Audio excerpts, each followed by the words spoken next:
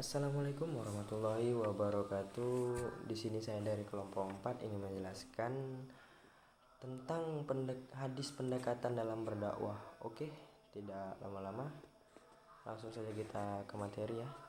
Yang pertama yaitu ada pengertian dakwah. Secara bahasa, dakwah berasal dari bahasa Arab yaitu da'a, yada'u, dan dakwatun, yang diartikan sebagai ajakan atau seruan kepada Islam. Dakwah adalah menyeru, memanggil, mengajak, dan menjamu dalam proses yang berkesinambungan dan ditangani oleh para pengembang dakwah. Hal ini dikarenakan Islam adalah agama dakwah, artinya agama yang selalu mengajak umatnya untuk senantiasa aktif dalam melakukan kegiatan dakwah. Jadi dapat disimpulkan bahwa dakwah adalah mengajak atau menyeru umat manusia agar menempuh kehidupan di jalan yang benar, yaitu jalan yang diridhoi oleh Allah Subhanahu wa taala berdasarkan Al-Qur'an dan sunnah Nabi, baik dalam bentuk lisan maupun tulisan. Hal yang disampaikan yaitu tentang amar ma'ruf nahi mungkar, akidah, akhlak, dan sebagainya. Aktivitas dakwah pada awalnya hanyalah merupakan tugas sederhana, yakni kewajiban untuk menyampaikan apa yang diterima dari Rasulullah SAW. Dan yang kedua yaitu tentang metode dakwah. Oke, metode dakwah yaitu pemahaman terhadap metode dakwah yang telah disebutkan dalam Al-Quran tersebut dapat diaplikasikan dengan menggunakan metode yang diajarkan oleh Rasulullah SAW selaku pelopor dakwah Islamiyah, seperti yang tertera dalam redaksi hadis riwayat Imam Bukhari dan Imam Muslim, yaitu sebagai berikut: barang siapa di antara kalian melihat kemungkaran, maka cegahlah dengan tangannya atau kekuasaan. Apabila tidak mampu, maka dengan lidah. Apabila tidak mampu, maka dengan hatinya, dan itu adalah selemah-lemah iman. Berdasarkan hadis tersebut dapat dipahami bahwa metode dakwah yang disebutkan dalam Al-Quran mempunyai integritas dengan metode dakwah yang tertera dalam hadis. Maksudnya adalah bahwa pelaksanaan yang disebutkan di atas, umat Islam diharuskan untuk berdakwah dalam selalu mengajak kepada kebaikan dan saling mengingatkan apabila kemungkaran. Dan ada juga contoh hadis yang pertama tentang pendekatan dakwah, yaitu Rasulullah SAW bersabda yang artinya, barang siapa yang melihat kemungkaran maka cegahlah dengan tanganmu, dan apabila belum bisa maka cegahlah dengan mulutmu.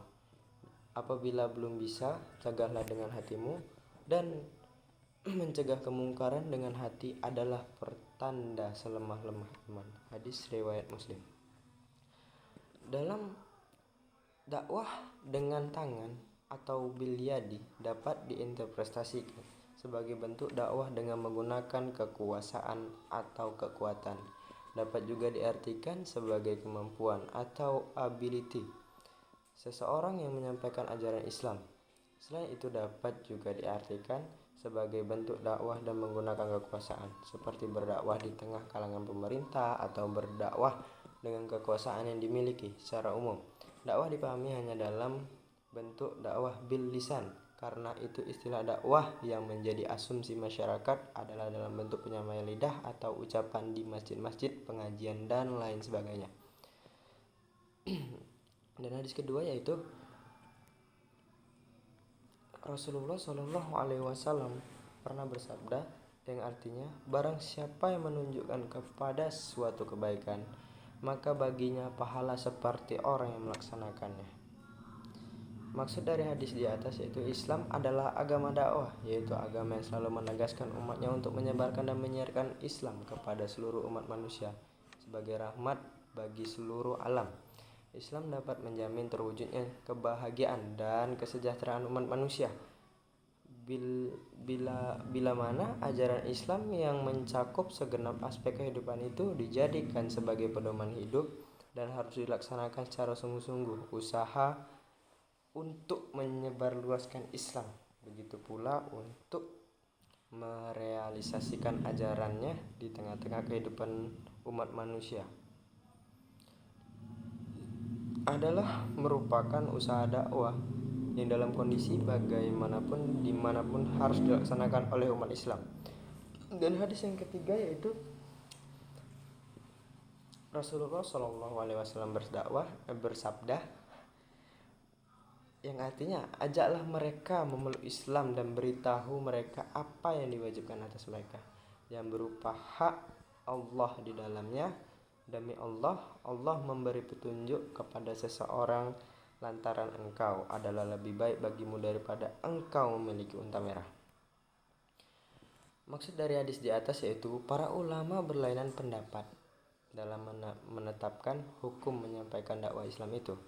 Ada yang menetapkannya sebagai fardu kifayah atau kewajiban kolektif, dan ada pula yang menetapkan sebagai fardu ain.